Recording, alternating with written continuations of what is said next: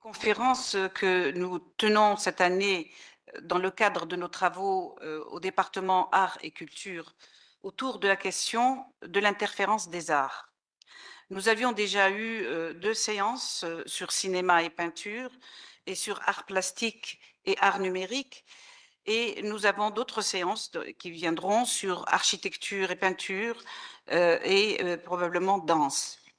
Alors aujourd'hui, ce sont la musique et la poésie qui sont convoquées dans leur interférence avec le cinéma. Donc, qu'est-ce que le cinéma, ce cinéma et les autres arts? En 1959, André Bazin écrivait: le cinéma ne vient pas servir ou trahir la peinture, mais lui ajouter une manière d'être. On peut tout à fait intervertir ces deux arts, voire même élargir cette assertion à d'autres arts, et dire que la peinture, la musique ou la poésie ne viennent pas servir ou trahir le cinéma, mais lui ajouter une manière d'être, lui ajouter probablement de l'âme, dirions-nous. C'est ce que nous avions analysé dans une séance sur le film soviétique hautement pictural La couleur de la grenade, écrit et réalisé par Sergueï Paradjanov, et qui était aussi peintre, et dont le film porte sur la vie et l'œuvre du poète Sayet-Nova. Ce film est d'une grande force esthétique et sensorielle, car il n'est pas simplement le lieu d'un croisement des arts, mais de ce que j'appelle une énergie transcréatrice qui délivre la conjugaison des potentialités propres à chacun des arts, c'est-à-dire de la picturalité, de la musicalité, de la poéticité. Nous avions évoqué justement lors de cette séance l'exemple du film tunisien de Nasser Khmir, qui sont animés de cette même énergie picturale et poétique. Alors aujourd'hui, dans la continuité donc de nos travaux, la séance comporte deux interventions autour de cette dynamique transcréatrice des arts. Donc l'intervention du professeur Sanda Khayati, que j'ai le plaisir de retrouver ici à Beit el-Hakma, qui va porter sur la musique au cinéma, une complice silencieuse. J'aime beaucoup ce titre, à la fois poétique et pertinent pour ce qui nous concerne, et celle du professeur, réalisateur et poète Hichem Ben Ammar sur Jean-Denis Bonan, artiste pluridisciplinaire. Donc nous allons donc commencer par l'intervention du professeur Sanda Khayati. Ensuite, nous passerons directement à la communication de Hichem Ben Ammar, et il y aura une discussion sur les deux interventions à la fin de la séance. Donc, Sanda Khayati est professeure à l'Institut supérieur de musique. Elle est musicologue, spécialiste en analyse son et image. Elle a fait une thèse sur l'approche théorique et analyse critique de l'application de la musique dans le cinéma égyptien. Elle a à son actif plusieurs recherches et articles, dont je pense l'un des derniers fait partie de l'encyclopédie de la musique et musicologie en Tunisie, qui est dirigée par notre collègue Samir Becha. Donc, je lui donne tout de suite la parole pour nous parler effectivement de cette complicité silencieuse entre la musique et le cinéma. À toi la parole, Samir. Merci beaucoup, Rachida. Je voudrais d'abord commencer par exprimer le grand plaisir et l'immense honneur d'être parmi vous aujourd'hui. Je remercie particulièrement mon ami, le professeur Anis Limedeb, et tous les membres du département des arts de l'Académie Beit el-Hakma de m'avoir offert l'opportunité de participer à cette session. Je suis également très, très heureuse de retrouver Hichem Ben Ammar, que je n'ai pas vu depuis longtemps, et Rachida, avec qui je partage beaucoup de souvenirs en images pour rester dans le thème. Alors, avant d'entamer l'exploration de l'univers de la musique au cinéma, permettez-moi de vous dire quelques mots sur mon itinéraire de découverte, histoire de comprendre le pourquoi du comment. L'aventure a commencé il y a plus d'une trentaine d'années, lorsque j'ai été captivée par la capacité des sons à raconter des histoires, à créer des images. Et c'est ainsi que les images de la musique m'ont naturellement menée vers les musiques de l'image, au cinéma en l'occurrence, mais aussi dans d'autres supports audiovisuels comme la publicité, les vidéoclips, le panorama, etc. Alors, à l'époque, je parle du début des années 90, on en parlait tout à l'heure, une bonne musique de film rimée avec une belle musique tout court, sans véritable lien, direct ou indirect, avec les images qu'elle accompagnait. L'appréciation de la composition pour le film ne dépassait pas le jugement esthétique d'une partition de concert. Elle était belle, entraînante, magnifique et, dans le meilleur des cas, recherchée, innovante, révolutionnaire et tant d'autres marques d'appréciation plus subjectives les unes que les autres. Par la suite, à la Sorbonne Paris 4, j'ai eu le privilège de suivre les cours et séminaires de mon professeur Jean-Rémy Julien, à qui je rends hommage aujourd'hui et qui m'a en quelque sorte ouvert les yeux, c'est le cas de le dire, et les oreilles sur ce monde du son à l'écran, entre esthétique, signification et surtout fonctionnalité. Ce nouveau regard analytique de l'élément sonore tire toute sa légitimité du récit cinématographique et adopte par conséquent l'image comme point de départ. La musique n'est plus seulement belle, elle est fonctionnelle et joue un rôle, des rôles, dans la trame filmique. Ma thèse de doctorat, comme l'a signalé Rachida, a traité justement de cette fonctionnalité à travers l'œuvre d'un musicien de film d'une grande notoriété dans le monde arabe, Ammar Shriai, qui, en dépit de sa cécité, raflait tous les prix dans les plus grands festivals de films. Il faut savoir qu'il a perdu la vue dès sa petite enfance.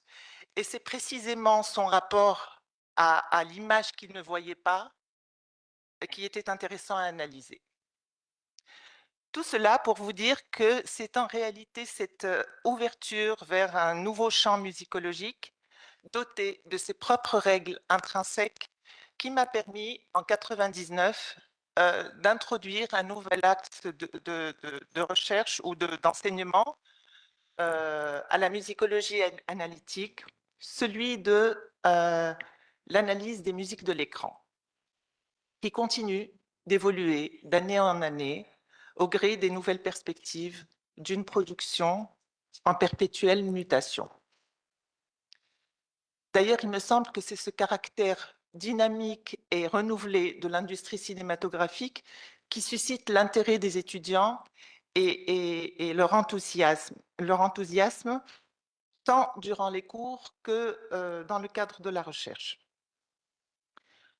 De surcroît, la spécialité de la composition pour l'image étant encore en voie d'émergence en Tunisie, elle suscite de ce fait, si ce n'est de la curiosité, du moins une volonté de compréhension des règles et exigences de son fonctionnement spécifique.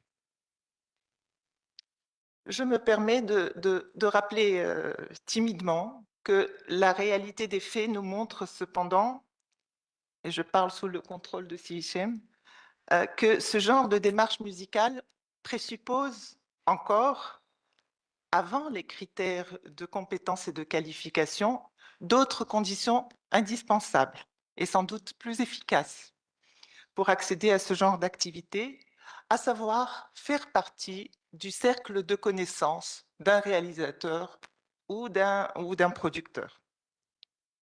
mais cette observation étant d'ordre sociologique, revenons à l'essentiel. Tout cela fait donc de la composition pour le cinéma une discipline à part entière, ouvrant un nouveau champ d'investigation musicologique. Elle explore principalement l'interaction complexe entre deux langages, le langage visuel et le langage sonore. Cette cohabitation s'articule autour de leur organisation, leur substance, leur signification et leur interdépendance. C'est précisément cette relation tumultueuse, pour le moins que l'on puisse dire, que je souhaite mettre en exergue aujourd'hui, afin de mieux comprendre les conditions d'un fonctionnement allant des règles strictement imposées jusqu'aux déguisements les plus subtils. Alors, peut-on définir une problématique musicale de la forme cinématographique et quels en sont les fondements? Comment élaborer une dynamique de construction du message audiovisuel en dehors des stéréotypes révolus? Comment décrire la dialectique permanente entre priorité fonctionnelle et choix esthétique? D'abord dans le geste musical, ensuite dans la perception du spectateur. Pour tenter d'apporter des éléments de réponse, cette présentation sera divisée en 3 parties.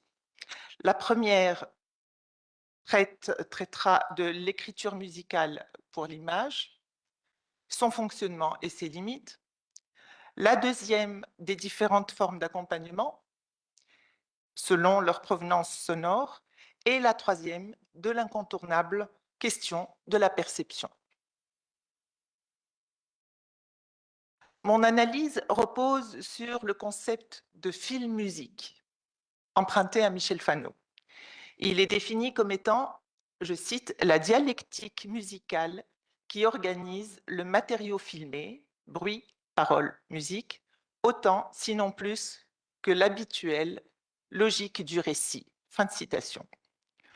Ce concept désigne l'entité son et film, l'élément musical interagissant avec les bruits et les paroles au service du discours filmique. Il s'agit d'une conception sonore composée comme une partition avec une trame élaborée à partir de ce que Fano nomme la différence d'épaisseur sémantique et qui désigne et qui donne la priorité à l'élément sonore le plus explicite. Ainsi conçue, la partition n'a plus de logique interne ni de forme intrinsèque en l'absence du support visuel dont elle dépend étroitement. La trame audiovisuelle ainsi créée résulte d'un point de vue structural des éléments communs d'une linguistique sonore. C'est donc dans cette optique qu'est envisagé le rapport de la musique à l'image. Il s'agit de mettre en regard les éléments sonores signifiants avec les séquences imagées qui leur correspondent. L'objet filmique est ensuite considéré dans sa globalité visuelle et sonore. Force est de constater que depuis l'apparition du cinéma sonore, et aujourd'hui encore, la forme du modèle musical la plus répandue obéit à l'habitude et la convention. Le compositeur n'est pas entièrement libre d'une sorte de liberté d'indifférence. Les contraintes qui pèsent sur lui reviennent essentiellement à des habitudes de pensée et à des préjugés. En effet, les 3 constituants de la bande sonore, à savoir la parole, le bruit et la musique, sont le plus souvent en relation parfaitement redondante avec l'image et le récit, puisque la parole est celle que prononce l'acteur, le bruit celui des objets qui l'entourent, et la musique le commentaire stéréotypé essentiel à la sécurisation du spectateur. Se posent ainsi les bases d'une autre problématique, celle de la perception mentale et sensible de l'élément sonore. Dans ce contexte, il est étonnant de constater que les clichés établis par le code musical de Saint-Saëns demeurent applicables depuis 1908 et n'ont pas vraiment changé depuis. Et même si les styles ont beaucoup évolué, Les notions de rapide, lent, majeur, mineur sont toujours respectivement liées à l'expression des sentiments langoureux, anxieux, gais, tristes. Dans la musique arabe également, les stéréotypes de correspondance, maqam, instrument, émotion, ne manquent pas. L'exemple le plus éloquent est le cliché incontournable de l'association Sabé, Naï, Tristesse. Ce catalogue de prêt-à-porter musical sert encore trop souvent de référence à beaucoup de musiciens de films actuels qui y puisent une facilité pléonastique, certes confortablement assimilable, mais néanmoins dépourvue de supplément de sens. Reléguée à un rôle de soutien et d'accompagnement illustratif, presque à caractère anecdotique, la présence musicale, comme son absence d'ailleurs, n'apporte dans ce cas aucune valeur ajoutée à l'image. Cet usage peut être compréhensible pour les musiques en représentation, ou, comme les nomme Jean-Rémy Julien, les musiques justifiées par l'image. Il s'agit des musiques en situation réaliste, qui tirent leur légitimité de leur présence visible à l'écran. Odile Larère les qualifie d'objectives. Elles sont assimilables à tout son diégétique, bruit, parole, et sont traitées comme des éléments matériels inséparables du sujet dont ils émanent. Leurs fonctions illustratives naissent du contenu de l'image qui sécrète en quelque sorte sa propre musique, condamnant le compositeur au naturalisme le plus évident pour l'oreille. Je donne comme exemple un musicien jouant de son instrument. Je le vois à l'écran, j'entends sa musique, c'est une musique réaliste. Odile Larère les appelle les musiques objectives, Jean-Rémy Julien les musiques légitimées par l'image. À l'opposé, on trouve les musiques non justifiées par l'image, qui représentent les musiques dont la source sonore n'est pas visible à l'écran. Il s'agit des musiques d'accompagnement subjectives, car extradigétiques. Cette dénomination englobe les musiques conçues a posteriori pour accompagner pour accompagner l'action ou l'annoncer, déterminer une situation géographique ou un référent historique, exprimer la tension dramatique, traduire les émotions, ponctuer la narration, assurer la continuité sonore, la continuité auditive par rapport à la discontinuité visuelle, spatiale ou temporelle, et constituer un facteur d'unité par les leitmotifs et les thèmes emblématiques qui contribuent à la cohésion du tout en proposant un traitement du temps. Il ne s'agit pas de signifier une époque, mais plutôt d'inventer des temporalités dramaturgiques, de rendre sensible l'écoulement du temps, le remonter ou faire revivre à un personnage un moment passé. Les partitions, bâties à partir de leitmotiv, permettent de généraliser ces superpositions de nappes de temps. Des temporalités multiples y sont convoquées par la musique. Elles échappent à la linéarité du temps universel. Tous ces supports de la musicalisation n'étant pas dictés par leur présence à l'écran, l'intervention musicale dans ce cas est une décision, un choix, à la fois fonctionnel et esthétique, dont il semble nécessaire de déterminer la finalité et le fonctionnement par rapport à l'image, au récit, au spectateur, au travail global du compositeur. Les fonctions implicatives résultent dans ce cas d'une connivence de sensibilité et de réaction entre le musicien et le spectateur. Ces musiques n'étant pas conçues pour être consciemment perçues, le spectateur peut les ouïr sans s'apercevoir qu'il les a entendues. Rien dans l'image ne venant y répondre ou les souligner. Dans ces cas-là, la valeur ajoutée est réciproque.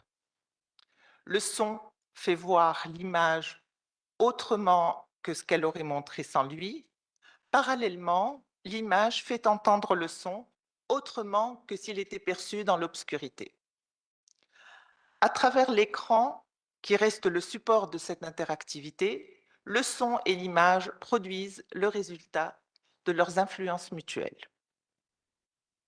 Tout cela a l'air simple et évident sur le plan théorique. Toutefois, l'analyse musicale de certaines œuvres cinématographiques m'a mené à un constat qui va sans doute vous surprendre. La plupart des réussites manquées dans l'association de la musique et de l'image viennent d'une trop grande richesse de la musique. En effet, même si certains fragments peuvent paraître intéressants, il arrive souvent que l'ensemble soit profondément ennuyeux. Une forte densité musicale peut excessivement peser sur le déroulement de l'action. La musique peut se révéler littéralement insupportable par excès de perfection. On ne peut qu'avoir envie de l'écouter, mais alors c'est l'image qui peut devenir gênante. Or, dans un film où la priorité absolue est au visuel, l'attention peut être perturbée par la musique. Le message audiovisuel contient, dans ce cas, un débit d'information trop élevé. En résumé, l'équation peut se traduire par excellent plus excellent égale mauvais. De la même façon, des éléments sonores trop simples, répétitifs ou indéfiniment prolongés peuvent être perçus comme des bruits gênants qui font seulement regretter le silence. Mais il serait trop banal d'affirmer que la musique doit compléter l'image, et réciproquement, selon une sorte de valeur moyenne optimale du débit d'information de l'œuvre globale, c'est-à-dire du film. Or, ce serait une erreur de croire qu'une telle valeur moyenne optimale existe. Les énormes variations du débit d'information sont indispensables non seulement à l'image, mais aussi à toute œuvre d'art dont le temps est l'une des dimensions d'une part et dont les éléments interagissent d'autre part. C'est la raison pour laquelle la plupart des analystes filmusicaux s'accordent autour d'un éloge du contrepoint son-image. Cela me mène inévitablement à évoquer l'importance du silence, cette composante essentielle de la conception sonore d'un film. Le silence non pas comme simple absence de son, mais comme un élément actif et significatif de la narration. En effet, il peut être utilisé comme un outil stratégique, fonctionnel, dont la présence active peut transformer la perception d'une scène en augmentant son impact émotionnel, surtout lorsque le spectateur est habitué à un univers sonore riche. Le silence fonctionne comme un contraste dramatique à la musique et aux effets sonores. Il permet de créer des respirations naturelles dans le récit, accentuant ainsi les moments de suspense ou de réflexion. Son introduction peut provoquer un sentiment de vulnérabilité et d'attente. L'attention se concentre alors plus intensément sur les éléments visuels et narratifs, créant ainsi un espace où les émotions et les tensions peuvent s'amplifier naturellement, rendant l'expérience cinématographique plus immersive et intense. Toutes ces réflexions nous mènent à une question incontournable. Que reste-t-il d'un film dans la mémoire de son spectateur? Une histoire, peut-être, des images, sans doute, un rire, une chevelure, sûrement, mais encore un air de musique. Parfois, la perception que nous avons d'un genre cinématographique est liée à l'air qui reste dans notre tête. Les exemples ne manquent pas. Du western au film d'animation, en passant par le film d'horreur ou le drame romantique, le pouvoir de la musique dans les processus de reconnaissance, de mémorisation et d'identification est indéniable. Cela passe le plus souvent par l'inconscient, ou plutôt l'involontaire, et arrive jusqu'à tisser des liens de construction menant à la compréhension du message voulu. En effet, la musique de film ne s'écoute pas attentivement. Elle doit être conçue pour être comprise rapidement, voire de façon accessoire. L'audition de chaque thème est éphémère et le discours sonore doit transmettre, parfois en quelques secondes seulement, toute son identité, toute son intensité expressive. La musique est alors capable de façonner la perception du spectateur en ajoutant des couches de signification non dites, ou alors en mettant en exergue des éléments narratifs essentiels. Cela lui permet de guider de façon subtile et subliminale les émotions et les interprétations du public.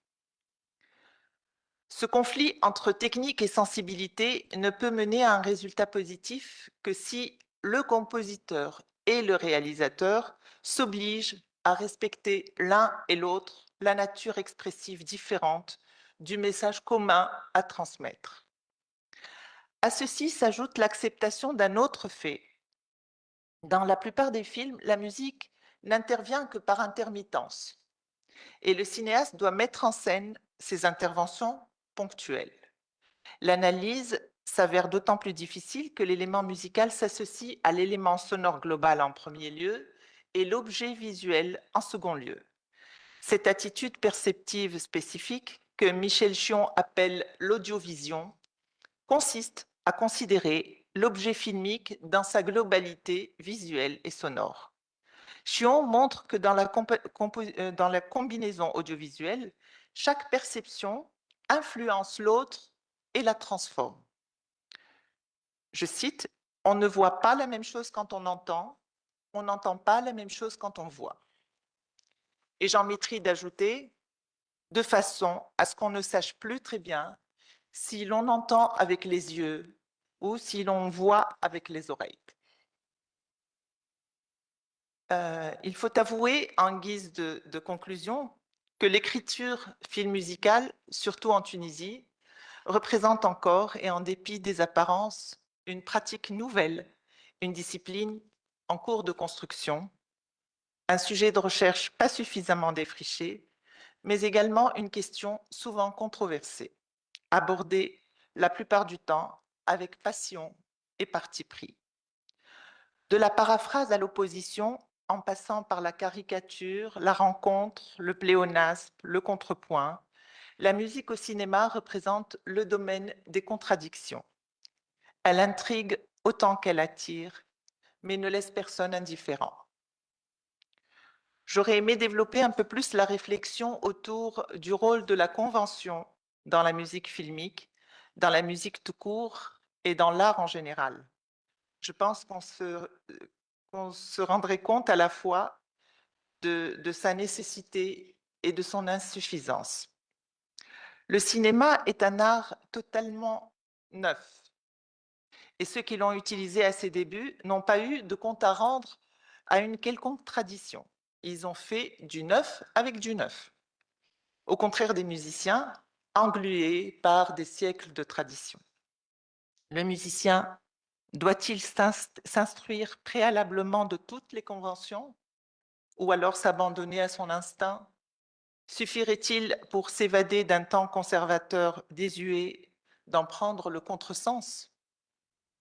Essayons d'imaginer un instant que des recherches avancées, comme les nouvelles technologies ou pire, l'intelligence artificielle, finissent par nous donner des méthodes infaillibles, tant pour créer des chefs-d'œuvre, films musicaux, que pour éviter tout risque d'échec.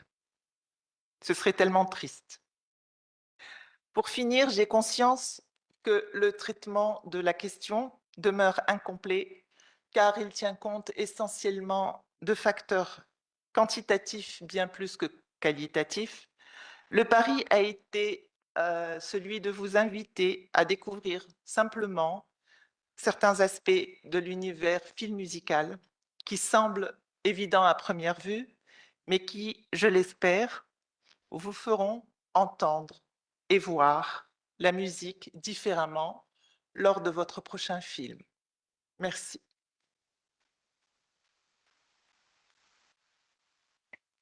Merci beaucoup, Senda, pour cette conférence très riche d'informations et d'analyses subtiles sur justement cette complicité silencieuse de la musique qui n'est pas si silencieuse que ça, parce qu'elle nécessite effectivement beaucoup de technicité, comme tu l'as montré, et ce rapport donc, dialectique entre la fonctionnalité et le choix esthétique, entre donc la technique et la sensibilité.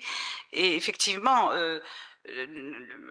enfin, personnellement, je dirais que nous qui sommes que juste des spectateurs, disons, de films, la meilleure musique, effectivement, c'est celle qu'on n'identifie pas, mais en fait qui accompagne tellement l'image et la temporalité du film et notre perception et nos sensations qu'elle n'est pas identifiable, mais effectivement, ce sont des musiques qui restent. C'est-à-dire que les musiques de films, elles sont toujours associées à l'image. On ne peut pas se détacher donc de l'image une fois qu'on a la musique de film en tête, quand on a vu un film.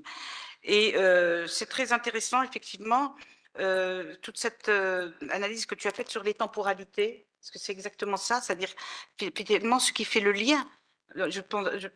Ça, je suis entre deux spécialistes. Tout à l'heure, Hichem aussi nous en parlera. Ce qui fait le lien probablement entre ces images, c'est la musique, effectivement. C'est la musique qui fait cette unité et qui fait effectivement cette unité, ces tensions, ces temporalités, ces différentes temporalités. Donc, avec en même temps l'importance, comme tu l'as montré, du silence qui vient casser effectivement qui donne cette autre dimension de contre-son en quelque sorte. Et donc, nous parlerons de cette osmose et de cette technique tout à l'heure lorsque nous aurons à discuter. Mais tout de suite, je vais passer la parole à Hichem Ben Ammar, qui est notre collègue et qui fait partie donc du département art et culture de l'Académie Beit el-Hakma. Hichem, comme je pense nombre presque tous connaissent ici, est réalisateur, documentariste et poète. Hein. Donc, il a à son actif plusieurs films, plusieurs essais poétiques. Je crois qu'il y en a un qui va paraître après le haïku, qui va paraître très bientôt.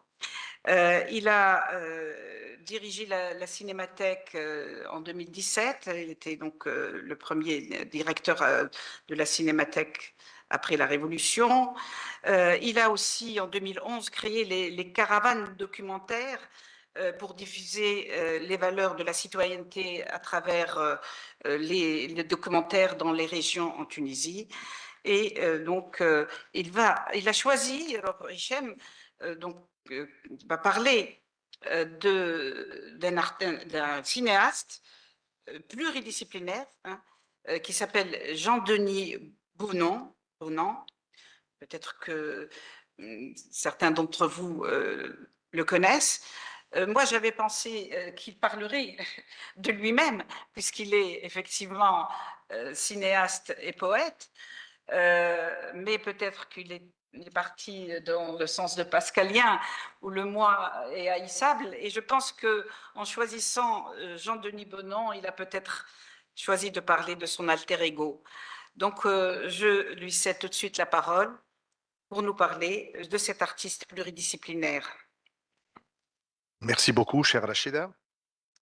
C'est vrai que lorsque nous avions préparé cette séance, tu m'avais demandé de parler de ma pratique du documentaire et de la poésie en relation avec les arts plastiques. Donc, il aurait été question d'une triple casquette. Or, je n'ai pas osé affronter la question sous cet angle et j'ai préféré parler d'un ami très cher. Parce que parler d'un ami, c'est un peu parler de soi. Et donc, Jean-Denis Bonan est quelqu'un que j'ai connu assez récemment, mais les liens qui se sont tissés sont très étroits et très forts, parce que je le ressens comme un alter ego. Euh, Vous allez découvrir son parcours, qui est un parcours assez particulier. Il est à la fois plasticien, poète, cinéaste, et je pense qu'il serait très embarrassé si on lui demandait de choisir. Lequel des arts préfères-tu? Je pense que la dénomination artiste, qui englobe toutes les spécialités, disons, entre guillemets, permet d'aller vers les déclinaisons multiples et le tressage d'une expression singulière et personnelle. Voilà, donc j'ai pensé évidemment à l'histoire du cinéma et à tous les cinéastes qui se sont revendiqués des arts plastiques ou de la poésie. Quelqu'un comme Eisenstein dans les années 20 dessinait beaucoup, mais parce qu'il était architecte de formation. Donc le grand Eisenstein qui a fondé en grande partie le langage cinématographique était dessinateur. Quelqu'un comme Fellini était dessinateur avant même d'être cinéaste. Renoir, fils du grand peintre, était céramiste et venait donc des arts plastiques. Antonioni, Michelangelo Antonioni, l'italien, ayant eu dans les années 80 un AVC, s'est tourné vers la peinture à la fin de sa vie. Donc voici donc une palette d'artistes, cinéastes, plasticiens, poètes comme Pasolini, comme Jorodowski, qui ont été à la fois peintres et cinéastes. Mais les 3 ou les 4 grands noms que je vais citer maintenant sont ceux de Jean Cocteau, sont ceux de Akira Kurosawa, sont ceux de David Lynch, qui ont vraiment pratiqué les 3 arts tout en les déclinant et les synthétisant à travers leur œuvre de cinéma. Voilà. Donc ça, c'était pour faire un parcours. Et plus proche de nous, il y a évidemment Chedi Abdesalem, qui a étudié à l'École des Beaux-Arts du Caire. Et en Tunisie, nous avons parlé tout à l'heure de Nasser Khmir, mais nous ne pouvons pas oublier non plus Nouri Bouzid, qui a publié et qui compte encore publier de la poésie prochainement, ou bien le jeune Ismail Loueti, qui lui aussi est dans les arts plastiques, tout en étant cinéaste et poète. Voilà. Mais je vais vous parler de Jean-Denis Bonan, qui est surtout une personnalité extrêmement à la fois rebelle et d'une grande douceur. C'est la douceur du rebelle que je vais essayer de vous relater dans ce parcours. Voilà. J'ai intitulé ce texte Bonan béni, Bonan maudit, parce qu'il a été maudit puisque censuré dès le début. Jean-Denis Bonan est un cinéaste pluridisciplinaire dont l'œuvre se situe à l'intersection de la poésie, des arts plastiques et du cinéma. À ce titre, sa démarche qui illustre le croisement des arts s'inscrit dans le droit fil de nos préoccupations au sein du département des arts de l'Académie Beit el-Hakma. À l'âge de 82 ans, Jean-Denis Bonan continue à peindre, illustrer des livres, réaliser des films, publier des poèmes. Ce qui est intéressant, c'est la manière avec laquelle il met en pratique le croisement des arts dans une synthèse émanant d'un projet de vie. Ces œuvres ayant été largement ignorées ou rejetées lors de leur création, ce n'est qu'au cours des années 2010 qu'il eut un regain d'intérêt pour ces films.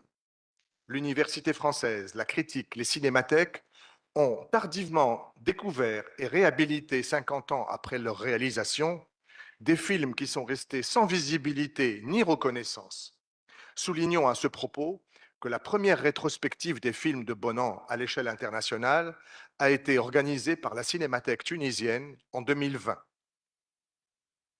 Ce n'est d'ailleurs que justice, car Jean-Denis Bonan se considère comme un cinéaste tunisien. La Tunisie est son berceau. Il y revient souvent.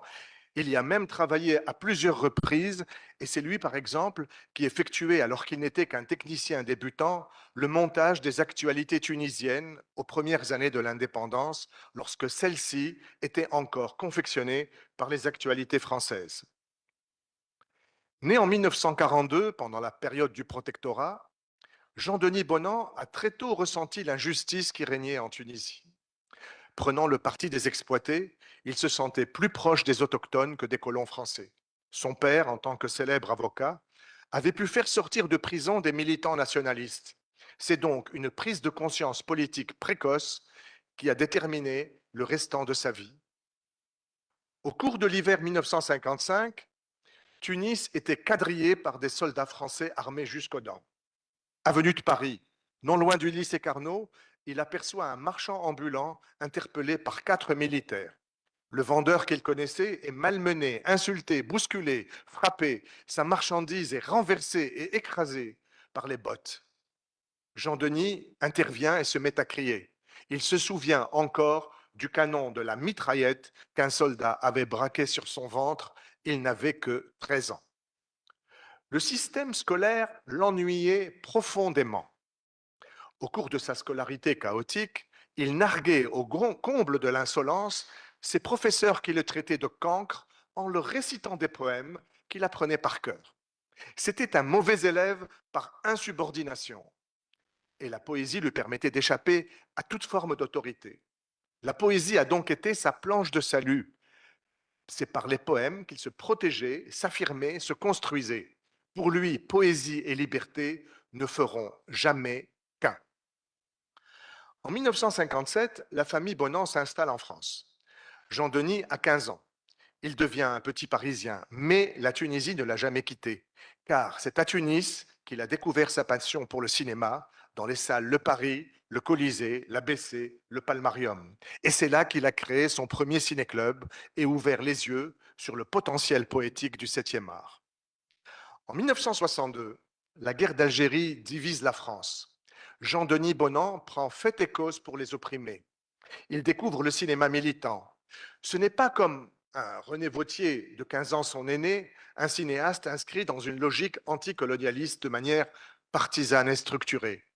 L'engagement de Jean-Denis Bonan tient d'abord de l'anarchisme et d'une contestation débridée qui s'incarne dans une œuvre littéraire, cinématographique et plastique subversive.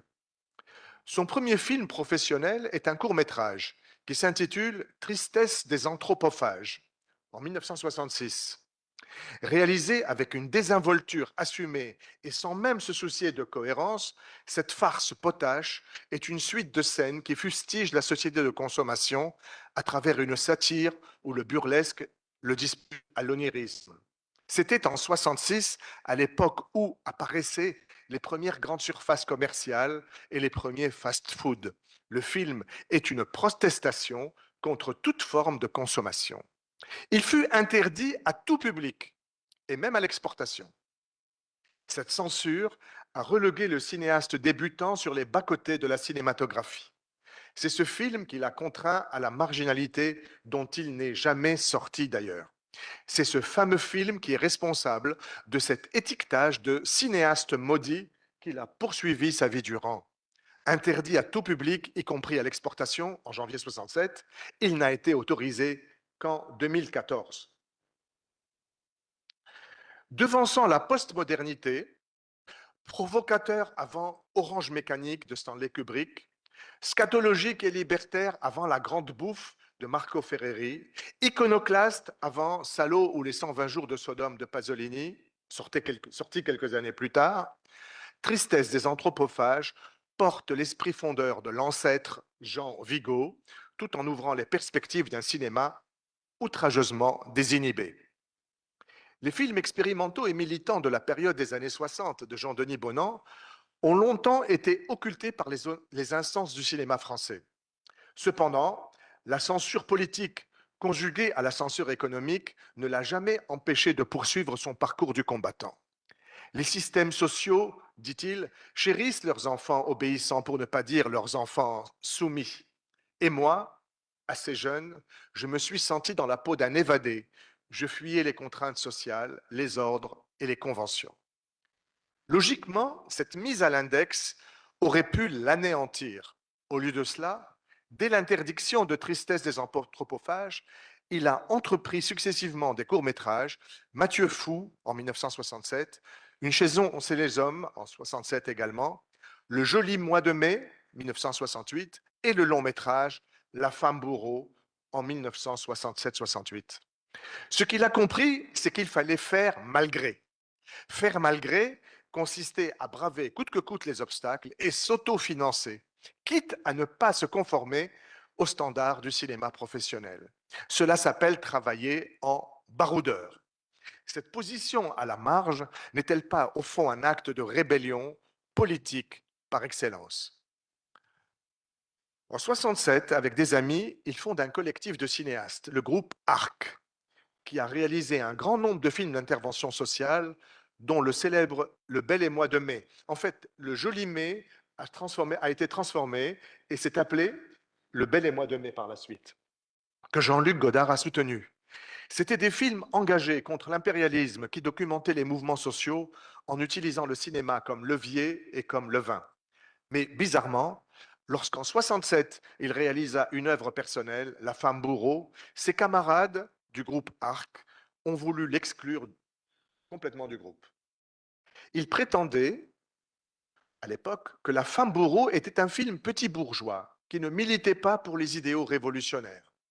Pourtant, ce film de long métrage, fait avec des bouts de ficelle, est un thriller qui anticipait et prophétisait la chute de la société en mai 68 en évoquant métaphoriquement l'écroulement d'une ville, le quartier de Belleville à Paris. Dans un univers de criminalité et de corruption, des prostituées sont assassinées par une mystérieuse femme fatale, la femme bourreau. Mais les meurtres ne cessent pas quand la présumée coupable est arrêtée. On découvrira que les crimes sont commis par un homme travesti, à l'instar de Psychose d'Alfred Hitchcock en 1960. Je vais vous montrer quelques extraits du film pour vous donner une idée de l'ambiance, de l'atmosphère plastique et de la narration et du rythme et de l'utilisation également du silence et parfois des sons et de la musique. Alors, nous passons sur un autre programme. Donc, voici le meurtrier. Nous sommes au début du film, à la minute 4. Le son. De l'assistance publique, elle est signalée comme fugueuse, voleuse, instable. En 1960, on remarque son agressivité particulière, un goût pour la violence et une tendance à l'homosexualité. 10 octobre 65, elle est surprise par le cadavre mutilé d'une prostituée. 8 janvier 66, Hélène Picard, condamnée à mort. Elle sera exécutée le 22 mars 1960. Alors, regardez la valeur plastique de ce plan. C'est un plan cinétique par excellence.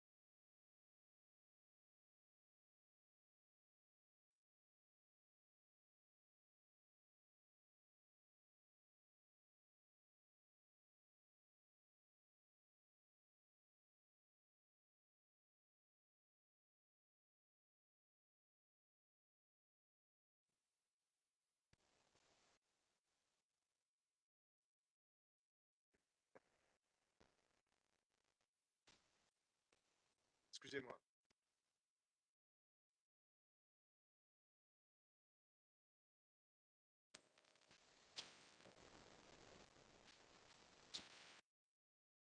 Je suis 38 ans, il est très jeune, 1930 à Saint-Denis, 1m77, rue Marron, cheveux bruns. Son père, Antoine Bigot, a été fonctionnaire au ministère de la Justice jusqu'en 1961. Sa mère Marie a été gérante de la Petite Hôtel de 1945 à 56. Pour son mère, Louis a été mobilisé pour la guerre d'Algérie. Il a été repéré comme léger rapport à Badac, mais il a été apprécié par ses chefs et ses camarades.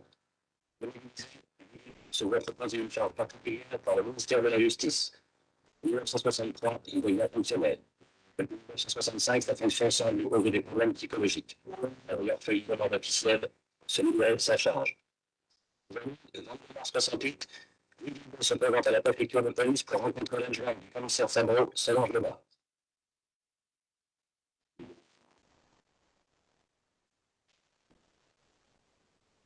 Il faut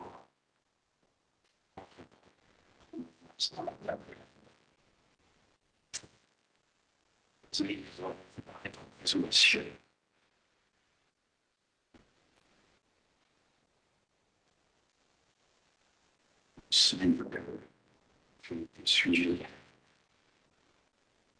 Je suis bonheur, je suis bonheur. Je suis ailleurs qu'ici. Je ne sais pas. Je vous me prie que c'est ce serait parfait.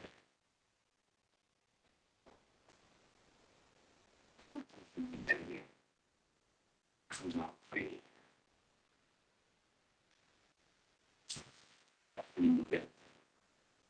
Vous êtes parti d'un terrain de l'exécuter. Je n'ai pas aimé. Je suis un homme qui. Je sais comment dire notre connaissance de ma sœur. Je suis ébouché.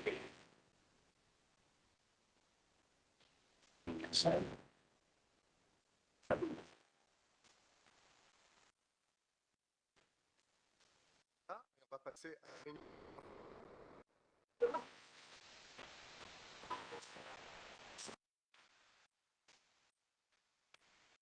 À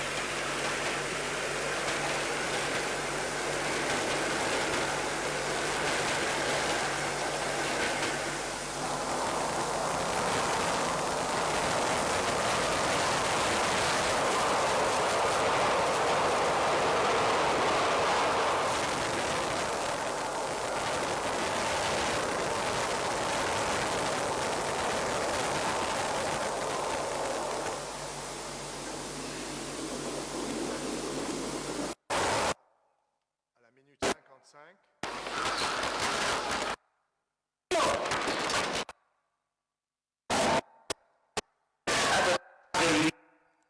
Épuisé, il tombe pour que cette clownerie prenne fin avant que les gens sortent de chez eux. N'accepteront aucune excuse. C'est un rapport toutes les 2 minutes. L'homme est travesti. C'est un rapport toutes les 2 minutes.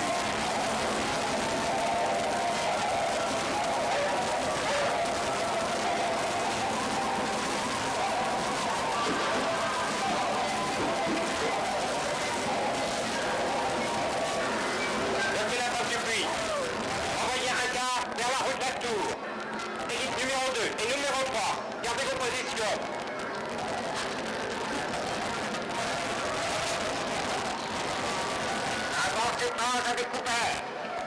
Roulez les dés.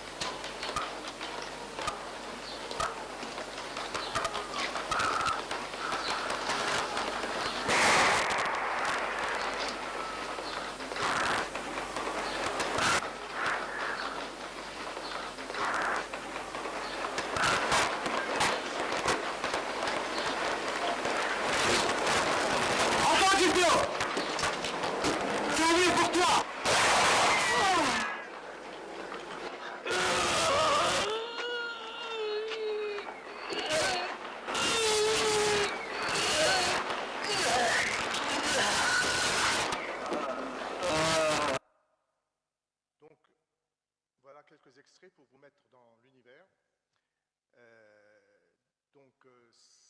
Ce film est sorti la même année que La mariée était en noir de François Truffaut, avec Jeanne Moreau, et qui racontait également une histoire de meurtre en série exécutée par une femme. Mais La femme bourreau bouleverse résolument les repères narratifs, et c'est pourquoi l'analogie avec le film de Truffaut ne peut aller plus loin. Bonan était certes influencé par les auteurs de la nouvelle vague française. Il partageait certains de leurs idéaux de liberté créative et de rupture avec les conventions cinématographiques traditionnelles. Cependant, son approche radicale et son refus du compromis artistique l'ont mis en marge de ce mouvement. La femme bourreau est donc un film prémonitoire et intuitif. Il se situe au point de jonction entre, d'une part, la poésie, qui est l'art au-dessus du temporel, et d'autre part, le politique, qui est un travail sur la conjoncture et les rapports de force. Bonan, avec ce film, démontre sa capacité à mélanger les genres, explorer des thèmes complexes. Le film combine les éléments du film noir avec des techniques expérimentales. On l'a vu pour l'utilisation des lumières, par exemple.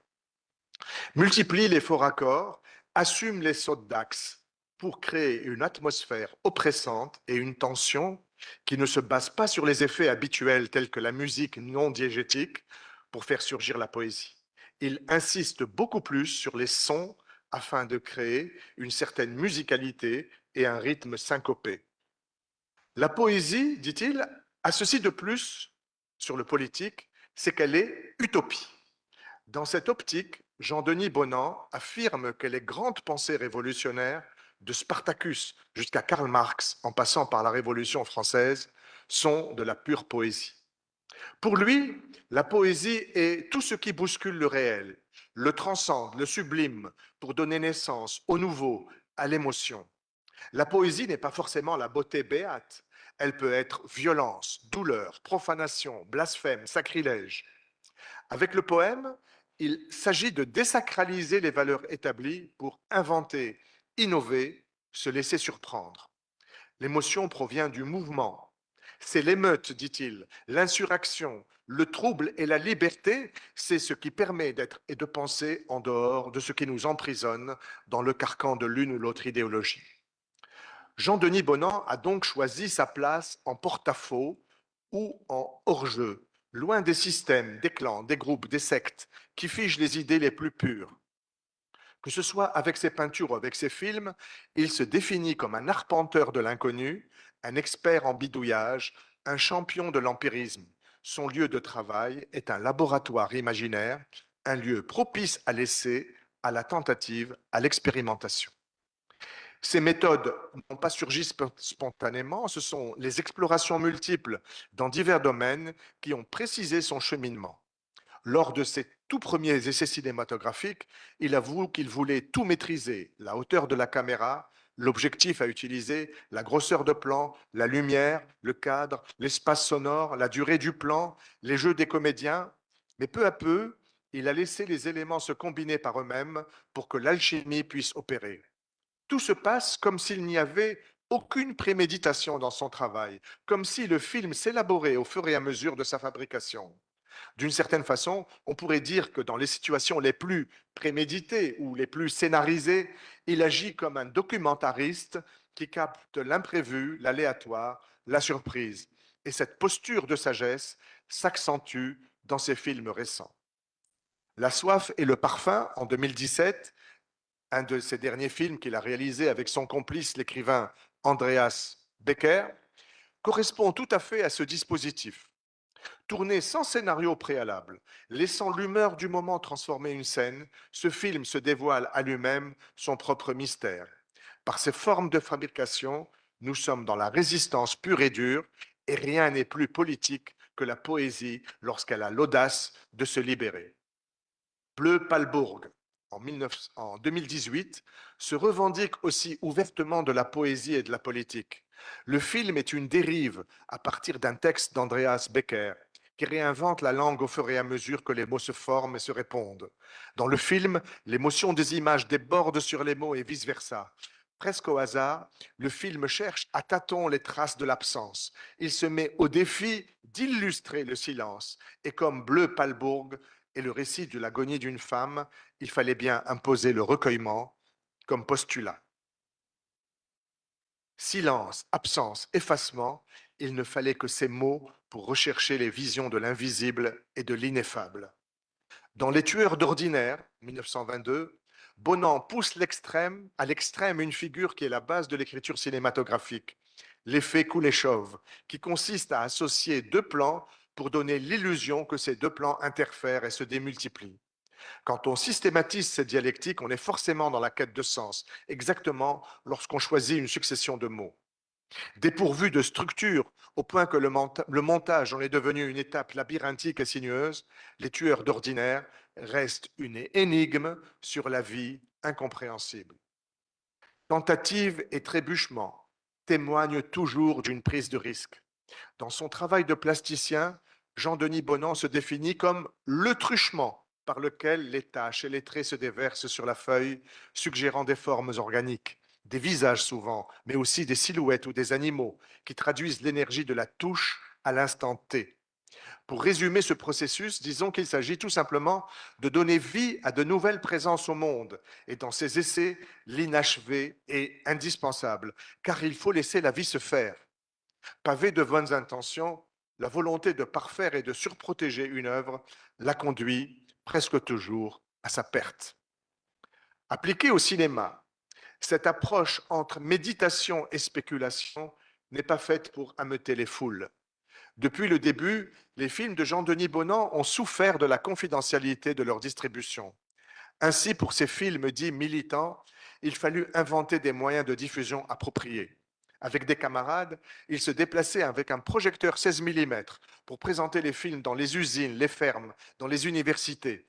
Son activisme forcené fut efficace, puisque ces films ont fini par être montrés en salle de cinéma. Bonne chance, la France, en 1974, fut même présentée au Festival de Cannes.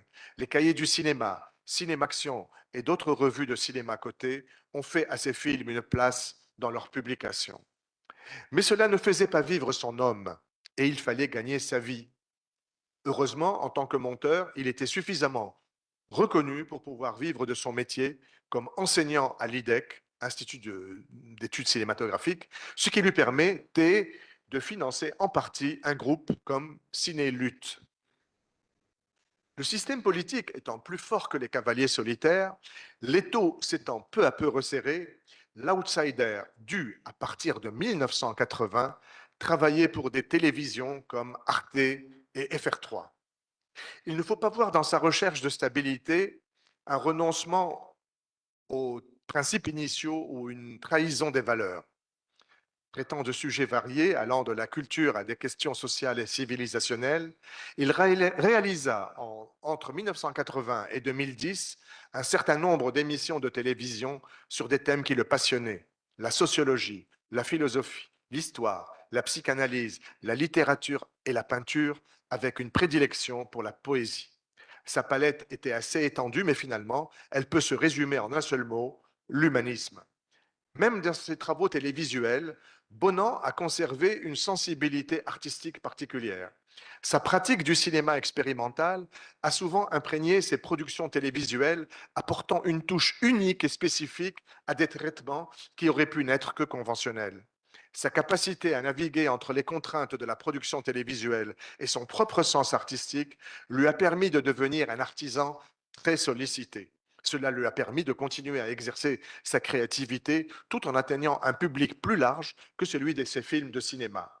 Au total, plus d'une soixantaine d'œuvres éducatives, pédagogiques et patrimoniales de différents formats, dont nous citerons seulement quelques titres comme les films sur Baudelaire, Saint John Perse, Paul Éluard, Léopold Sédar Senghor, Malraux et Édouard Glissant. Ce dernier film, intitulé Carthage, Édouard Glissant, a été tourné ici même, à Carthage, en 2006, à l'occasion d'un colloque organisé par notre académie en présence de cet auteur martiniquais de renom. Ce fut pour Jean-Denis Bonan une occasion de renouer avec sa Tunisie et de valoriser, à travers Édouard Glissant, un sujet qui lui tient particulièrement à cœur, la diversité culturelle. Glissant est en effet connu pour ses contributions à la littérature et à la philosophie, notamment par son concept de tout monde et sa théorie de la relation. Le symbole de Carthage, en tant que lieu de confluence et de métissage culturel, résonne fortement avec les idées de Glissant sur la mondialité. Bonan réussit à créer un espace de réflexion qui transcende les frontières géographiques et culturelles, invitant le spectateur à une exploration profonde de l'identité. Ce documentaire reste une ressource précieuse pour ceux qui s'intéressent à la poésie, à la philosophie et aux études postcoloniales, et pour ceux qui souhaitent explorer les interactions entre culture et globalisation. Ce tour d'horizon, loin d'être exhaustif, donne en survol une idée de la ligne de conduite cohérente de Jean-Denis Bonan, qui a abordé les arts plastiques par le biais du lettrisme, où la graphie des mots ne joue pas seulement un rôle formel, mais aussi à travers une exploration de l'inconscient qui puise ses références dans le surréalisme et l'écriture automatique. Les arts plastiques et la poésie ont largement orienté ses mises en scène de films et leur conception. La poésie qui coule dans sa lymphe depuis son enfance alimente sa sensibilité de visionnaire et l'inscrit dans la lignée d'un Jean Cocteau qui a laissé une œuvre magique où les arts tous en écho créent un climat envoûtant et hypnotique. Mettant à l'épreuve d'autres procédés, Jean-Denis Bonan parvient à revendiquer sa liberté d'innover. Il dit à ce sujet: « Je pense que l'artiste plasticien à l'époque actuelle travaille dans une véritable liberté. Face à son œuvre, il ne rend compte qu'à lui-même, se posant à peine la question d'un éventuel spectateur. C'est un phénomène curieux, mais les artistes, parfois, n'ont pas besoin d'être visibles pour continuer leur travail. Aujourd'hui, le cinéma, avec ses nouveaux moyens techniques, autorise une attitude aussi spontanée que celle de certains peintres ou poètes. Ainsi, le croisement des arts, selon Bonan, nous invite-t-il à envisager une nouvelle manière, aussi humble que discrète, de faire du cinéma, plus littéraire et plus spontanée, car libérée du poids de la machine industrielle et publicitaire. Tel est le message que ce poète des images et des mots continue d'inspirer, tout en suscitant des réflexions sur les limites de la créativité et de la liberté artistique dans le cinéma. À ce stade de sa vie, Jean-Denis Bonan reçoit, à travers les progrès technologiques, une réponse à ses questionnements de jeunesse, ce qui lui permet de rester aussi sémillant et actif qu'au premier jour. Après Meute en 2020 et Que chaque lame me soit crie en 2002, voici Eros, son nouveau recueil de poèmes publié aux éditions Elmanar en France et qui sera présenté dans quelques jours au marché de la poésie du 19 au 23 juin, à Paris bien sûr. Mobilisé pour soutenir les écrivains palestiniens dont l'exclusion à la une de l'actualité fait polémique, Jean-Denis Bonan reste l'homme des combats les plus justes. Son nouveau film Sacre et massacre en 2024, qui rappelle les horreurs de la guerre de 14-18, annonce quant à lui la couleur en désignant les carnages des temps présents. Ce précurseur, qui laisse une empreinte durable dans le domaine du cinéma d'avant-garde, s'interroge toujours sur ses motivations les plus profondes en reformulant l'éternelle question: qu'est-ce qui pousse un artiste à peindre, le cinéaste à filmer, l'écrivain à écrire? Et il répond: celle ou celui qui exprime son bonheur, sa colère, ses peurs, ses rêves, ses regrets, sa croyance, ému par quelque chose qui dépasse son être propre, quelque chose qui le relie à l'humanité au-delà des frontières et du temps. Celui qui écrit, qui peint, qui chante, qui danse, qui filme est, d'une certaine manière, investi d'une mission qui le dépasse. Il n'y a pas d'art pour l'art. Il n'y a pas de poésie qui ne se réfère qu'à elle-même. Celui qui prend le pinceau, la plume, l'archet, la caméra, s'engage inévitablement. Les poètes les plus parnassiens comme Baudelaire ignoraient qu'en fait, ils étaient des poètes engagés. Célébrer le corps d'une femme, interroger la beauté, s'ériger en fou, c'est forcément délivrer une parole politique. Je vous remercie pour votre attention. Alors, tous ces propos de Jean-Denis Bonan ont été recueillis à partir de la correspondance que j'ai avec lui. C'est une relation épistolaire. Et donc, toutes ces phrases que j'ai mises en exergue, entre guillemets, de lui, bien sûr, et elles proviennent des lettres qu'on s'écrit. Voilà. Merci. Merci beaucoup, merci pour ce choix, pour cette amitié que tu as avec cet artiste vraiment extraordinaire que tu nous as effectivement fait connaître. Je te remercie beaucoup pour ça. Bon, effectivement, j'ai mis quelques définitions. C'est un artiste indéfinissable, mais il est à la fois libertaire, c'est ce que j'ai relevé, iconoclaste, fronteur, baroudeur, engagé politiquement. Il est poète, activiste absolument.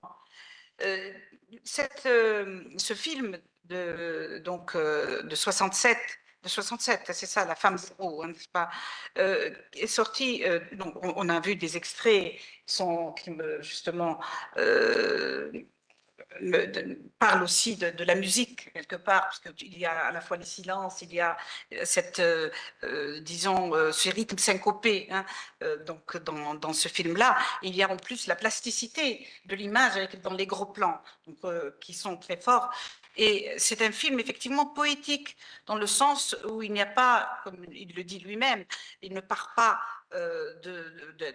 d'un scénario, disons, écrit, mais il y a une construction poétique, mais avec, comment dirais-je, une forme de liberté qui introduit à chaque fois du nouveau. Et cette musique, je ne sais pas, tout à l'heure on en parlera, en tout cas dans le passage qu'on a écouté, elle me fait penser plutôt à la musique de Boulez, à une musique de bruit, hein, de son. Donc il y a toute cette recherche tout de même. Moi, il me fait penser, en t'écoutant, d'abord à Guy Debord, parce que c'était en 67-68 que ce film est sorti, et Guy Debord qui a écrit ce livre, La Société du spectacle, pour ceux qui l'ont lu, justement, est très proche, je ne sais pas, il y a certainement, ils ont dû se connaître, en tout cas Guy Debord a dû le connaître, parce que c'est lui qui était un des initiateurs de l'international situationniste, de l'international lettriste, et il était aussi polyvalent que Bonan, hein, que Denis Bonan, il a fait des films, etc. Et donc, il était aussi libertaire, il était contre justement la société capitaliste et il était pour effectivement cette forme pas d'anti-institution, mais d'être à côté des institutions. J'ai aussi pensé à Cocteau que tu as aussi évoqué au début de ta communication.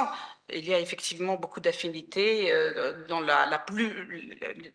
comment dirais-je, la polyvalence des deux artistes qui sont à la fois cinéastes, poètes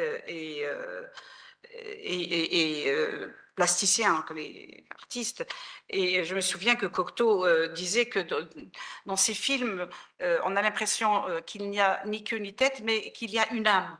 L'essentiel, c'est qu'il y ait une âme. Et je crois que c'est ça, la force de Bonan, c'est d'avoir donné une âme, parce que c'est un humaniste d'abord.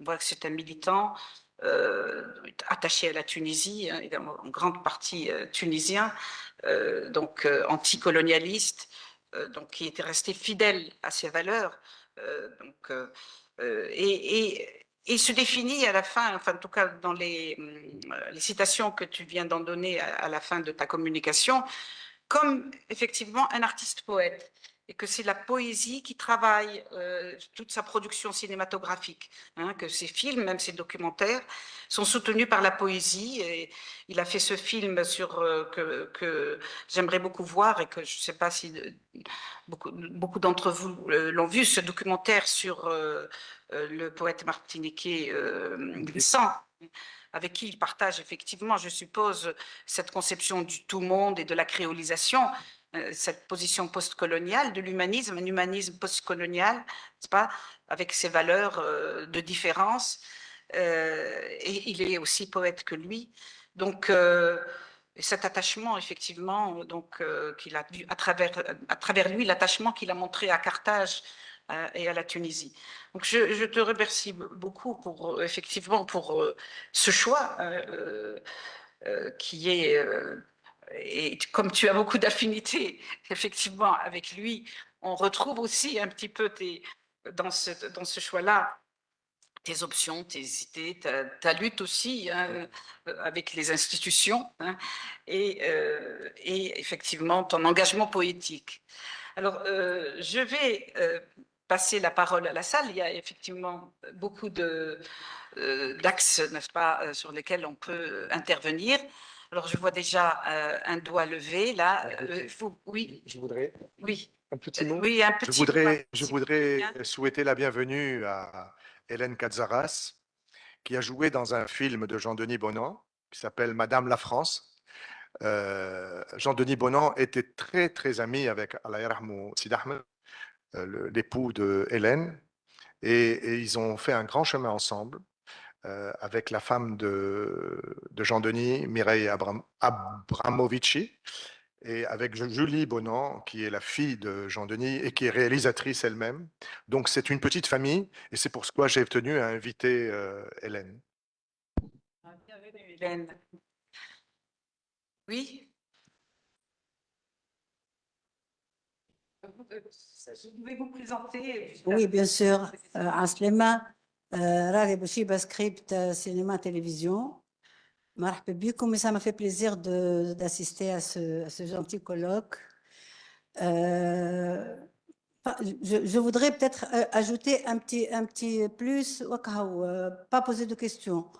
En ce qui concerne la musique de film, moi, je pense que la musique de film devance de très, très loin le dialogue, par exemple, au cinéma.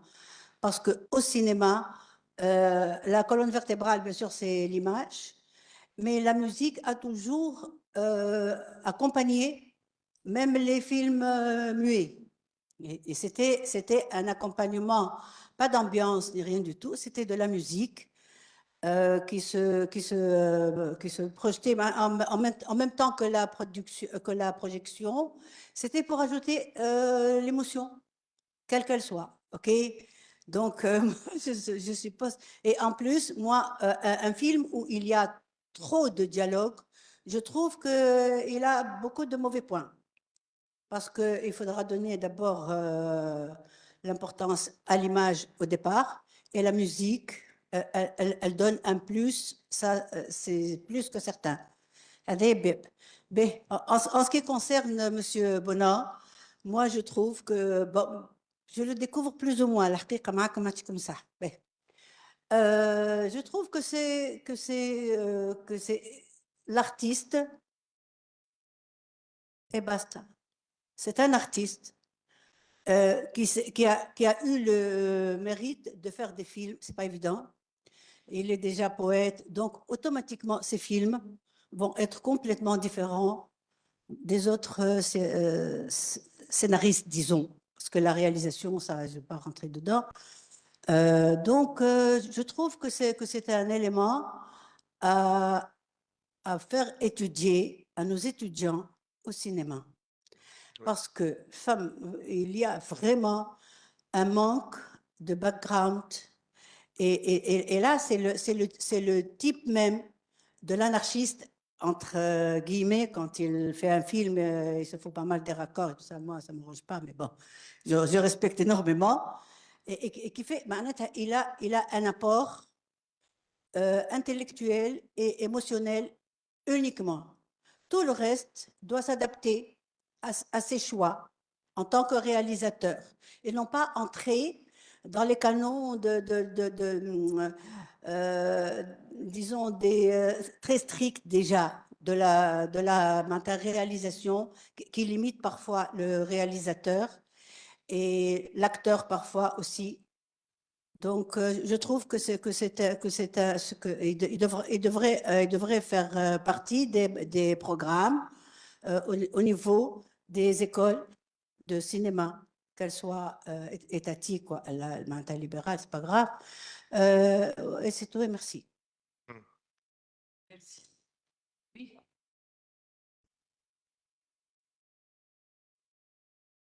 Merci beaucoup.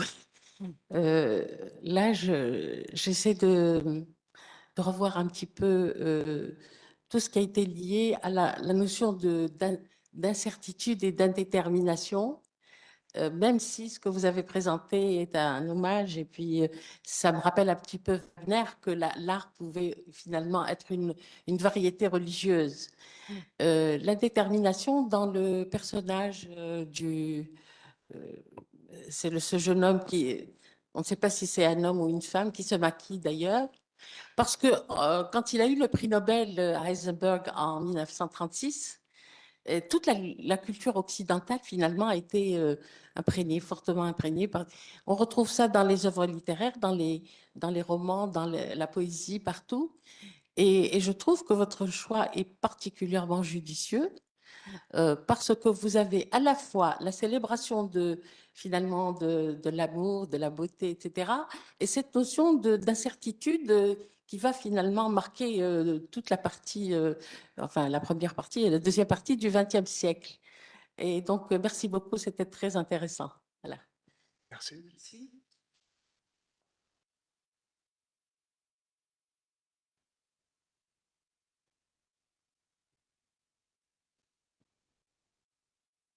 Merci. Je vous remercie pour votre intervention. Elle est très, très riche.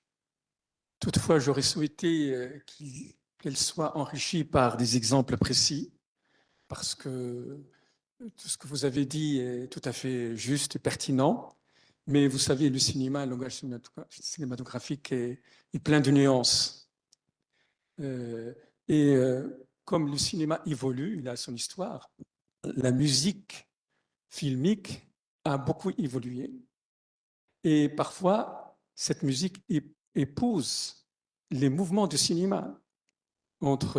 C'est quelque chose de tout à fait évident. Toutefois, j'aurais souhaité, et c'est ma question, il y a quand même quelque chose d'important qui mérite d'être développé. Est-ce que le film relève, tel qu'on le perçoit à travers le film, est-ce qu'il relève de la responsabilité du compositeur ou du cinéaste, dans la mesure où cette musique subit ce qu'on appelle le traitement de montage? Comme il y a le montage image, il y a le montage son, il y a le montage de la musique. Donc, c'est une musique qui est pratiquement trahie dans son essence initiale. C'est pourquoi on apprécie davantage cette musique de film quand elle est transposée sur une scène, dans un théâtre, dans un récital. Et je prends l'exemple de tous les grands compositeurs, notamment Ennio Morricone, Nino Rota, des compositeurs dont l'œuvre musicale maintenant se détache totalement de l'œuvre de Fellini et d'autres.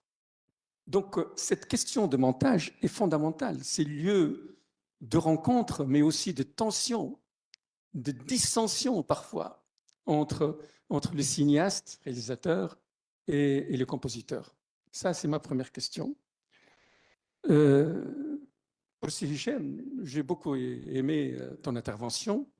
Toutefois, j'aurais souhaité que le développement, et ça c'est une question, c'est pas une évaluation de ton travail, mais le titre est très significatif, puisqu'il y a la nuance béni et maudit. Donc il y a une sorte de dialectique qui ne met à la synthèse, thèse, antithèse. Alors, en t'écoutant et en parcourant avant de venir ici, quelques références sur Internet, je sens qu'il y a chez Bonan beaucoup de nuances.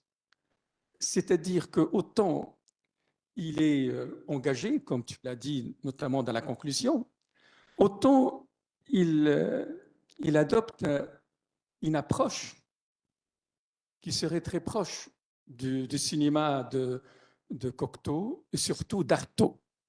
Parce qu'Artaud, il a fait du théâtre, il a fait du cinéma, ainsi de suite. Et qu'est-ce qu'il y a dans ce cinéma-là, ce cinéma de la rébellion? Il y a comme l'inscription dans ce qu'on pourrait appeler la postmodernité. C'est-à-dire quoi? C'est-à-dire qu'il n'y a plus de cause.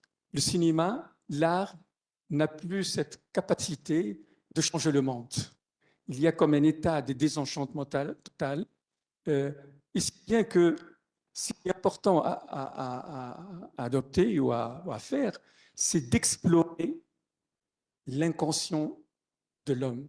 Cette exploration, cette archéologie où réside cette sorte de magma du ça, de désordre, ainsi de suite. Donc il y a ces deux éléments, ces deux composantes qui s'affrontent jusqu'à la fin. Et c'est pourquoi il est tantôt accueilli, apprécié, ainsi de suite, et tantôt il est exclu. Parce on ne comprend pas toute cette contradiction, cette tension, cette dissension qui l'habite. Voilà ma question. Oui, monsieur Vidal. Il y a une intervention ici.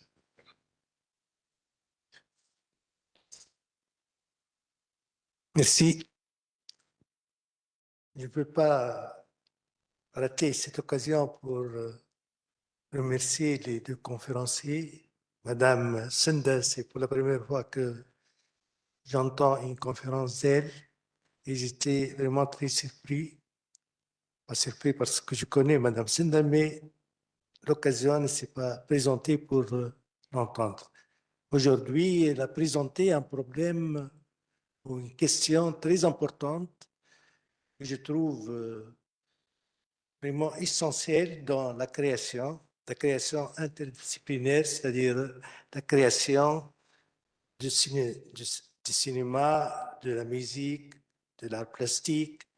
Et je vois vraiment ce sont des arts qui s'interpénètrent et chaque art ne peut pas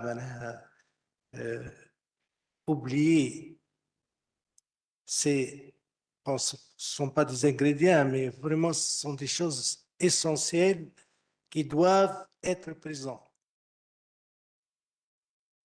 Même la langue. Par exemple, la langue française, on peut exprimer des choses, mais la langue arabe aussi a ses outils pour exprimer autre chose. C'est pour cela que je veux bien parler un peu en arabe pour parler de cette question cruciale qui est la temporalité. Kandinsky, en tant que peintre, parlait, enfin, je parle بالكلام بالعربية أروح فرنساوي. كاندنسكي تحدث كثيرا على هذه العلاقة الحميمة والحميمية بين الصورة، بين الشكل المرئي والشكل السمعي. بالنسبة له النقطة تساوي اللحظة، الخط يساوي الامتداد الزمني، la durée، وبالتالي اللون كذلك يلعب دورا كثيرا، والفنانين الذين تعاملوا في التاريخ الفني مع هذه العناصر التشكيلية، هذه الأشكال وهذه الألوان، نرى مثلا ماليفيتش وكلان تعاملوا مع اللون الوحيد. هنا أستطيع أن أجد علاقة معناها علاقة وثيقة جدا بين التعبير عن السكون والتعبير عن الحركة. إذا فكرنا في المطلق، السكون هو خاصية زمنية كما أن الحركة هي خاصية زمنية. بالتالي في الشاشة عندما يتعامل السينمائي أعتقد بوعي، فإنه يفكر دائما في هذا الترابط أو هذه العلاقة الجدلية، هذا الجدل بين السكون والحركة.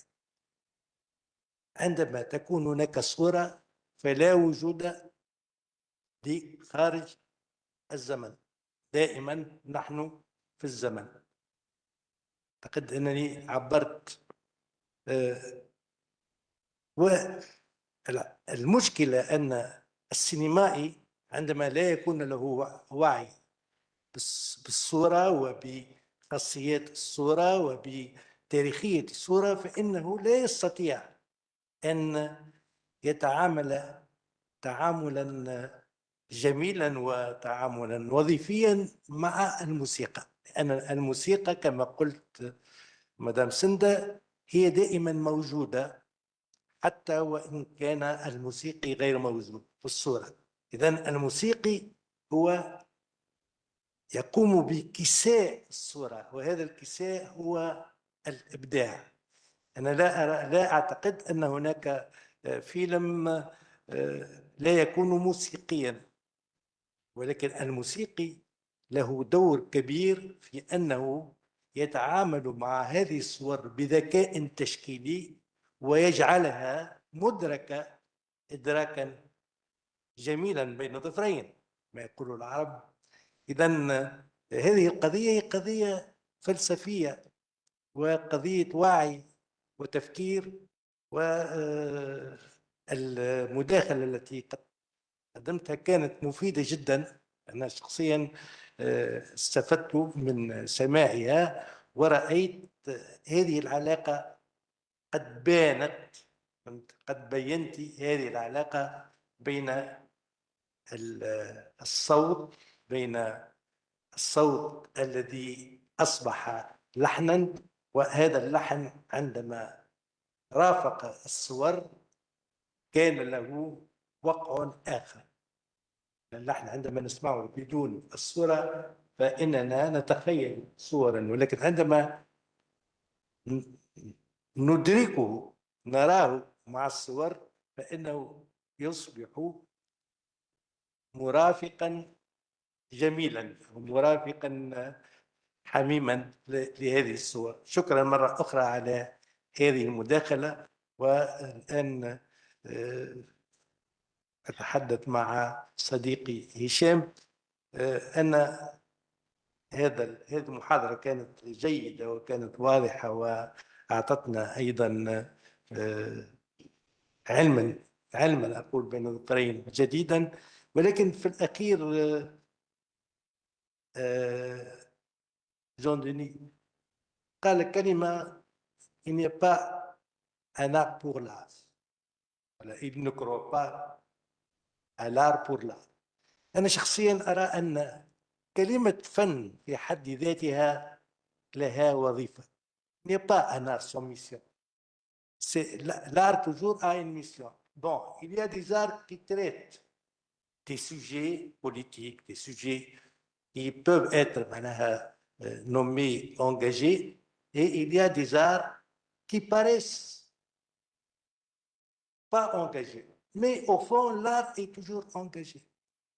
Il n'est pas un artiste qui travaille l'art pour l'art, il travaille toujours pour une mission. Mais l'émission diffère. Je ne sais pas, est-ce que vous avez, voilà, vous voulez expliquer encore cette citation que je trouve quand même discutable. Merci beaucoup. Y a-t-il encore une remarque ou une question? Oui, bien. Donc, je vais passer la parole aux intervenants, d'abord à Senda, pour réagir, pas forcément répondre à toutes les questions. Oui, oui, juste des réflexions. Merci beaucoup d'avoir été là aujourd'hui. Je commencerai chronologiquement par les films muets, pour répondre à Madame.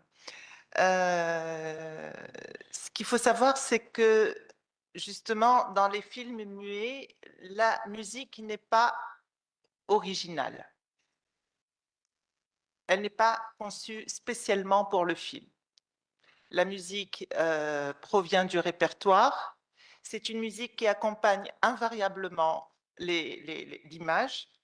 D'abord, déjà à l'époque du muet, elle avait déjà une fonctionnalité, des fonctionnalités, des rôles.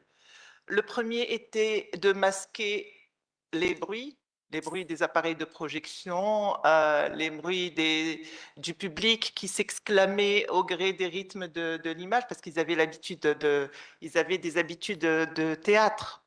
Donc, ils tapaient des mains, ils s'exclamaient, ils criaient au milieu de la projection. Et donc, la musique était là d'abord pour masquer tout cet environnement, tous ces bruits-là.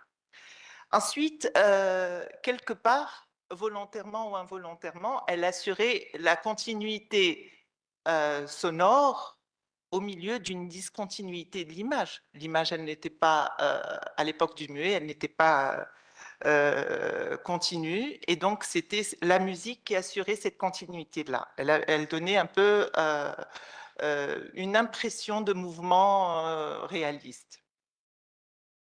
Elle était là aussi pour remplir un vide sonore dû à l'absence des paroles. Et tout ça pour vous dire que si émotion il y a, elle ne provient pas de son rapport à l'image, mais elle provient de la musique elle-même. Donc, il s'agissait de plaquer n'importe quelle musique sur n'importe quelle image. Donc, ça, c'est pour les films muets. Par rapport à votre question,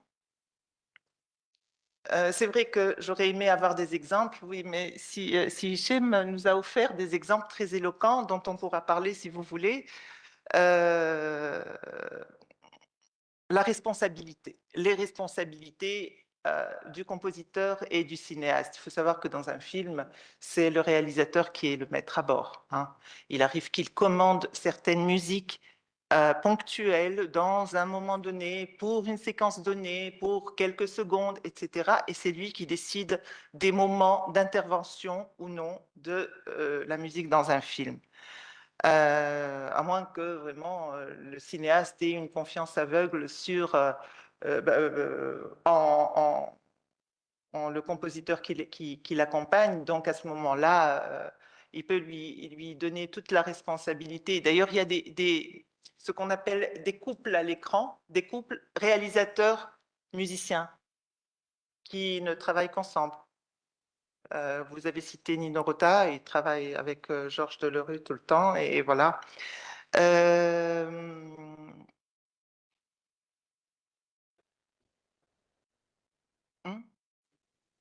Oui, oui, je sens que...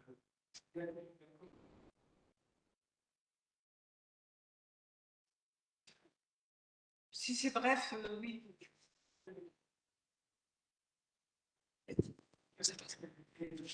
Oui, oui. Un commercial est déterminé par cette règle de base, valable pour le compositeur comme pour la mise en scène, et la suivante. Il faut qu'il y ait une succession de moments de tension et un moment de détente. Et parce que le point commun entre le cinéma et la musique, c'est le rythme. Le cinéma est un art rythmique, exactement comme la musique. Donc cette alternance de moments de tension et de détente structure aussi bien la mise en scène que la composition de l'image, Oui, de la musique. au retour aux conventions. Oui, bon, oui, je vous en prie. Et donc, par rapport au montage dont vous avez parlé, il y a d'autres éléments aussi qui peuvent dénaturer la musique. Il y a d'abord le mixage, parce que la musique, elle est dénaturée par rapport aux autres éléments sonores en premier lieu, et puis par rapport à l'image en second lieu. Donc forcément, quelque part, elle n'est plus la même. On est d'accord. Par rapport à l'image statique ou en mouvement, il y a un exemple qui illustre tout ça de manière très, j'allais dire caricaturale. C'est ce qu'on appelle le Mickey Mousing. C'est la musique qui accompagne les dessins animés. Si on regarde un film de dessin animé, on va comprendre cette correspondance entre le mouvement, une correspondance rythmique et même une correspondance mélodique. Un objet qui va tomber dans un dessin animé sera accompagné par un mouvement mélodique descendant. Une chute sera accompagnée par un instrument de percussion fort qui va souligner le moment où l'objet tombe par terre. Donc tout ça, en fait, c'est un peu une schématisation d'une correspondance possible entre justement cette expression du mouvement ou non. Voilà, mais pour conclure, je dirais que si l'on considère justement le silence comme un élément faisant partie de la musique, on pourra dire que la musique est omniprésente de bout en bout dans le film, exactement comme à l'époque du muet. S'il y a des moments de tension, de détente, des moments de silence et d'intervention musicale, elle est tout le temps là. Par rapport aux exemples, j'aimerais rebondir un peu à ce que disait Rachida tout à l'heure sur l'essence, le caractère dominant de la musique qu'on a écoutée tout à l'heure. En fait, dans le premier extrait, la bande-son était basée sur les bruits et ça rejoint un peu la conception de Michel Chion qui donne la primauté à l'élément le plus explicite qui était la parole au début. Et on s'en rendait à peine compte, mais il y avait une musique, il y avait un phrasé à peine audible en fond. C'était des notes tenues, très prolongées. Et elles accompagnaient la scène de bout en bout. Je ne sais pas si vous vous en êtes rendu compte. Oui, mais il fallait faire attention. Bon. Dans la deuxième scène, je trouve dans ma lecture que la primauté a été donnée à la respiration. C'était criard dans le son, ça m'a frappé. La respiration et le silence, les deux. C'est ce qu'on appelle dans la fonctionnalité, dans la typologie de Jean-Rémy Julien, la fonction fatigue. C'est lorsque la musique nous dit, ou le silence, nous dit « attention, il va se passer quelque chose ». C'était exactement ça. Par la suite, on a eu une bande musicale qui s'apparente justement à la musique moderne, qui justement s'est rappelé Boulez, et qui consiste à une transgression totale des règles de l'harmonie classique, donc dissonance, arythmie, intervalle harmonique peu usité, mélodique aussi, et tout ça pour créer l'attention, pour créer une atmosphère non réconfortante, voilà, par rapport à la perception. Voilà, qu'est-ce que je peux ajouter d'autre? Merci beaucoup pour ces clarifications. Je rejoins Sir Bibida pour dire qu'on aurait bien aimé, on a été heureuse et heureux de t'écouter, mais sur cette effectivement spécialité justement de la musique de film, pour ma part effectivement c'est la première fois que j'entends une communication et j'apprends énormément. Merci encore pour cette intervention. Si Hichem. Merci. Voilà. Merci. Alors, je vais répondre d'abord à Madame. Alors, Jean-Denis Bonan devrait être enseigné dans les écoles de cinéma, effectivement. Il l'a lui-même enseigné pendant une trentaine d'années à l'IDEC, qui était l'école supérieure de cinéma. Et ce qu'il apprenait à ses étudiants, et ça c'est ce qu'il m'a confié, c'est de ne pas employer de recettes. C'est-à-dire qu'il leur apprenait à résister sans se trahir. Et je pense que c'était tout à fait lui. Il a résisté au système, il a eu maille à partir avec les autorités, il s'est retrouvé relégué dans la marginalité, il a repris sa place dans l'institution à travers la télévision qui lui permettait d'avoir un public et d'exprimer ses opinions à travers des choses qui lui tenaient à cœur. Et finalement, il poursuit sa retraite tranquillement d'artiste libéré de toutes les contingences grâce à la technologie. Vous savez, ces films, un film aujourd'hui en France, un film de très bas budget, un bas budget de cinéma en France, c'est 5 millions d'euros. Lui, il fait des films qui coûtent 5 000 euros. Des longs métrages qui coûtent 5 000 euros. Donc vous voyez un petit peu le pied de nez qu'il fait à tout le système. Il est réellement, il assume complètement le fait d'être en marche. Et c'est ça qu'il a appris à ses étudiants, c'est-à-dire à avoir de la colonne vertébrale pour ne pas se laisser engloutir par le système. Moi, je me demande ce qu'aurait été l'œuvre et la vie de Jean Denis s'il avait commencé conventionnellement, si son premier film avait traversé les mailles de la censure, s'il avait pu en faire d'autres avec d'autres producteurs. Or, lui, il a été condamné toute sa vie à faire de l'autofinancement. Vous voyez? Et donc, cette résistance-là, on a besoin de montrer, les étudiants ont besoin de connaître comment dire, les objecteurs de conscience, les gens qui ont de la personnalité. Et cette personnalité-là, on a vu combien elle s'est traduite dans ces œuvres institutionnelles à travers la télévision. C'est-à-dire, ça devient un enrichissement même pour l'institution. Bon, ça, c'est une chose. Maintenant, concernant à la postmodernité, on le dit, il est postmoderne juste un peu avant l'heure. C'est-à-dire qu'il est arrivé 5 minutes en avance.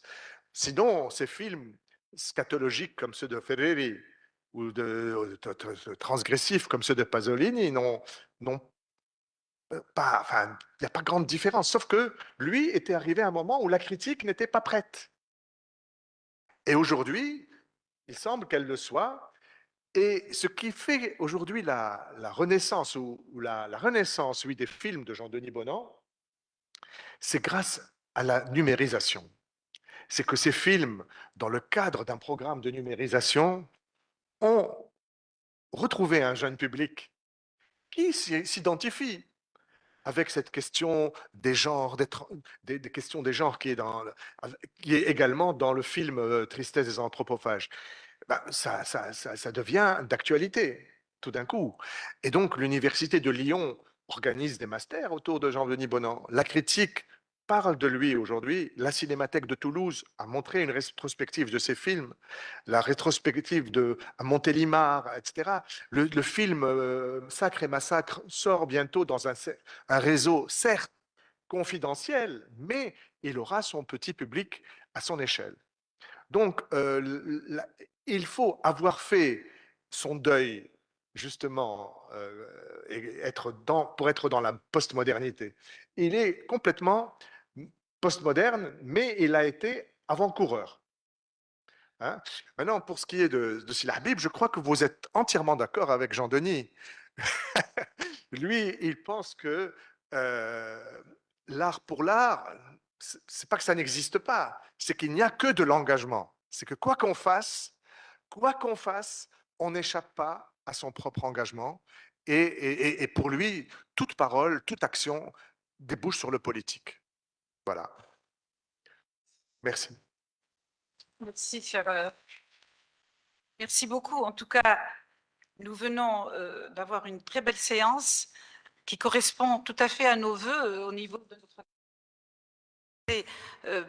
pas seulement de l'interférence des arts, comme je l'ai dit au début, mais de cette de cette, comment dirais-je, transcréation, où nous avons vu comment, Sanda a parlé de complicité, comment, n'est-ce pas, les différentes énergies qu'il y a dans chaque art, à la fois donc la poéticité, la musicalité, la picturalité, sont complices et finalement permettent cette unité hein, qui, effectivement, nous fait ressentir des temporalités, nous fait ressentir des émotions différentes. Donc, j'espère que nous continuerons effectivement dans cette voie avec d'autres séances concernant donc cette transcréation entre les arts. Je vous remercie et je ne sais pas, peut-être on va vous inviter à prendre un pot en bas là, dans la terrasse. Merci beaucoup pour votre assistance.